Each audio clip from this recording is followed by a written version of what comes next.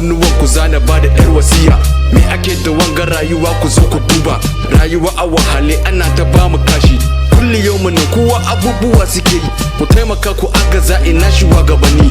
Mun fito gaba ɗayan mu ko mu kwarkwatan mu, mun ka ba ku rayuwar mu har da ƙuri'ar mu. Ya za a yi a ce abinci har ya gagare mu, ba abinci rigunan jikin mu za mu cinye, ko za mu rayu ne idan fa ba abincin da za mu je gidan su karnukan su duk a ƙoshe.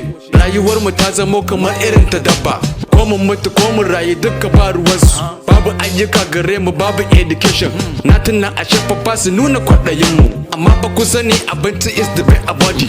Everyday we tun ya za a yi musa a baki, we never say anything da za ku canza hali.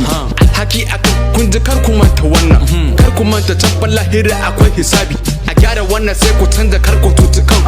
Shinkafa ta tashi, shinkafa ta tashi, wake ma ya tashi, gero ma ya tashi, masara ma ta tashi, dawar ma ta tashi, komai ma ya tashi. Mu muna gare ka Allah, this thing is too much. Mu muna gare ka Allah, this thing is too much.